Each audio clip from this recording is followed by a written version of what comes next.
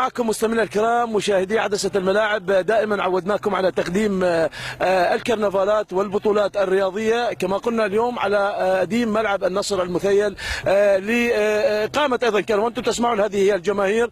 اليوم بطولة جميلة جدا، بطولة شبابية، بطولة التعارف اللي إقامتها لجنة شباب النصر بين شباب الاتفاق من الشطرة وشباب الحكمة من النصر. وأنتم تشاهدون هذا الدوي لهذه الجماهير، يعني غاية جماهيرنا هي المتعة ونسيان الهموم ونسيان الأحزان في كرة القدم، كرة السعادة والمحبة التي جمعت الشعوب ووحدت العالم. معنا دائما صاحب الابتسامة الجميلة، صاحب القلب الطيب، الذي حقيقة زرع حبه في شباب لجنة الرفاعي وأهالي الرفاعي، السيد خميس الزاملي، نائب أو مسؤول اللجنة المالية في المجلس الرياضي ورئيس لجنة شباب الرفاعي. مرحبا بك كابتن. اهلا وسهلا بك. اهلا وسهلا بك.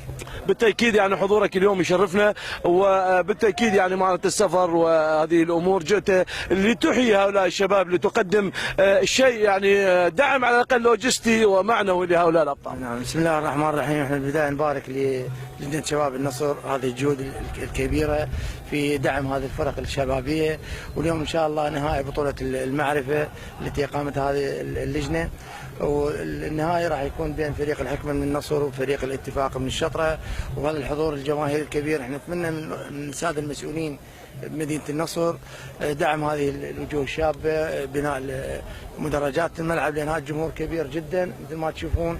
وإن شاء الله الشباب وصلوا مرحلة نهائية، واحنا بهذه المناسبة ندعم كل فرقنا الشبابية وفرقنا المشاركة بهذه البطولة. شكرا جزيلا. كابتن، هذه الايام يحاك مشروع استثمار الملعب، هو استعمار الملعب مو استثمار الملعب. حقيقة على الامس الاول احنا في كرنفال افتتاح في ملعب الطلبة مونديال الناصرية، وايضا رفعت اللافتات كلا للاستثمار ونعم لفتح الحظر عن ملاعبنا. حقيقة يعني استثمار الملاعب يعني رأيك به، واللي حقيقة الان القرار امام مجلس محافظة دقام. نعم، احنا كمجلس رياضي رفضنا رفضا قاطعا استثمار الملاعب، يكون المتنفس الوحيد لهذه الفرق، والفرق هي اغلبها فرق تمويلاتي ومبالغ ما عندها يعني انه تجي عليها شغلات الاستثمار.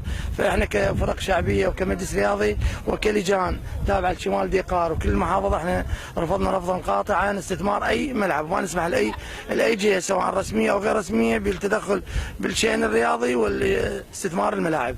شكرا جزيلا سيد خميس زاملي المسؤول المالي للمجلس الرياضي.